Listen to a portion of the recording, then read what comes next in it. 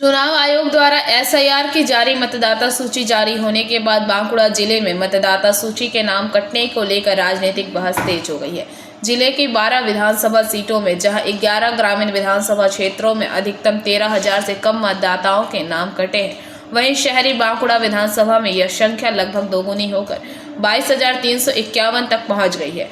पूरे बांकुड़ा जिले में कुल 1,32,821 मतदाताओं के नाम सूची से हटाए गए हैं। ग्रामीण विधानसभा क्षेत्रों में सबसे अधिक नाम कटे हैं शालतोरा, बड़जोड़ा और छातना में, वहीं सबसे कम कटौती कोतुलपुर, इंदास, सोनामुखी और तालडांगरा में हुई है।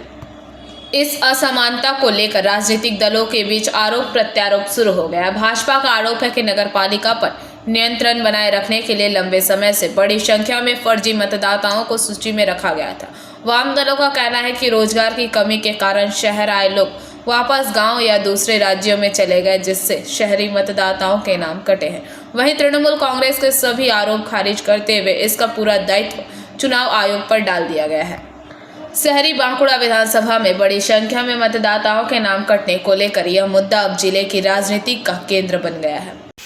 দেখুন, এই যে 22,355 যে ভোটার লিস্টে ছিল সেখান থেকে বাদ পড়েছে বাঁকুড়া বিধানসভার কারণ একটাই, শহরকে কেন্দ্র করে বিভিন্ন গ্রাম বা বিভিন্ন জেলার থেকে চিন্তা করে যে মানুষ সেখানে কর্মের সংস্থান হয়তো মিলবে, সেই জন্য সেখানে এসে তারা আস্তানা গেড়েছিল, অনেকে মারা গেছে। তো সেই কর্মের সংস্থানের জন্য প্রথম কারণ, যেটা কর্মের সংস্থানের জন্য তারা এখানে ভোটার কার্ডে নাম তুলেছিল। দ্বিতীয় যেটা হচ্ছে যে পৌর নির্বাচন, শহরের যে পৌর নির্বাচন, সেই পৌর নির্বাচনের একটা ফলাফল দেখলাম আমরা 2022 সালে।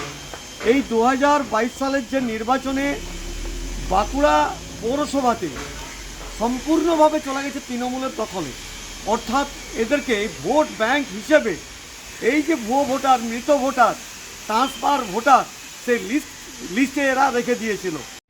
ওটা বলছি যে এসআইআরের যে প্রাথমিক খসড়া তালিকা বের হয়েছে তাতে দেখা যাচ্ছে বাঁকুড়া যে 12টা বিধানসভা রয়েছে তার মধ্যে সর্বাধিক ভোটারের নাম বাদ পড়েছে বাঁকুড়ায় 22,355, যা কিনা অন্যান্য বিধানসভার তুলনায় অলমোস্ট ডবল। এটা কারণ কি? না, এখনও গোটা ডিটেলটা না দেখে মন্তব্য করা ঠিক না।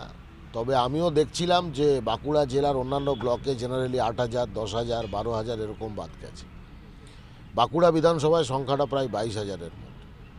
এখন এটা একটা কারণ হতে পারে যে আগে গ্রামের থেকে যে লোকেরা কাজের সন্ধানে বাঁকুড়ায় আসতো, এই রাজ্য সরকার যা পরিস্থিতি কাজের তৈরি করেছে আমাদের রাজ্যে, তাতে আবার সবাই হয়তো ফিরে যাচ্ছে, এখানে কাজ পাচ্ছে না। আবার শহরের বা বাঁকুড়া বিধানসভারও একটা বড় অংশ তারা এখানে কাজ না পেয়ে কাজের তাগিদে অন্য জায়গায় চলে যাচ্ছে। সেইটা একটা বাদ যাওয়ার কারণ হলেও হতে পারে, তবে এটা আরও ডিটেল পেলে আমি আপনাদের মন্তব্য করতে পারবো। কোনো তরফে বলা হচ্ছে যে মৃত ভোটার, বলছি যে বাঁকুড়া বিধানসভায় এত বিপুল সংখ্যক মানুষের নাম বাদ, যেখানে অন্যান্য বিধানসভায় ম্যাক্সিমাম 13,000 নাম বাদ গেছে, সেখানে বাঁকুড়া বিধানসভায় শহর ভিত্তিক বিধানসভা একমাত্র, সেখানে 22,000-এর বেশি। দেখুন, শহর ভিত্তিক ক্ষেত্রে দেখা যায় যে শহর ভিত্তিতে কিন্তু বরাবরে নাম কিন্তু বেশি বাদ যায়, বরাবরই বাদ যায়। সে বিগত দিনেও গেছে, আজকেও গেছে। এটা যদিও বা খসড়া তালিকা, তৃণমূল কংগ্রেসের পক্ষ থেকে আমরা খসড়া তালিকা নিয়ে বাড়িতে বাড়িতে যাব। আমার মনে হয় কিছু প্রকৃত ভোটারের নামও কিন্তু বাদ চলে গেছে। আর 25-এর যে রোল ছিল তাতে হয়তো কয়েকটা যে নামগুলো বাদ গেছে, আশা রাখি 6 নম্বর ফর্ম দিয়ে আমরা এই জায়গাটাকে ঠিক করে দিতে পারব। বিজেপি তো বলছে যে আপনারা শুধুমাত্র পুরসভাটাকে ধরে রাখার জন্য এরকম ভুয়ো ভোটার প্রচুর রেখে দিয়েছিলেন, যেগুলো এই এসআইআরে বাদ পড়েছে। বলছি বিজেপি এসব অভ্যন্তর কথা বলবে, কারণ বাংলায় তাদের মাটি নেই, তাদের সংগঠন নেই, তাদের কোনো কিছু নেই।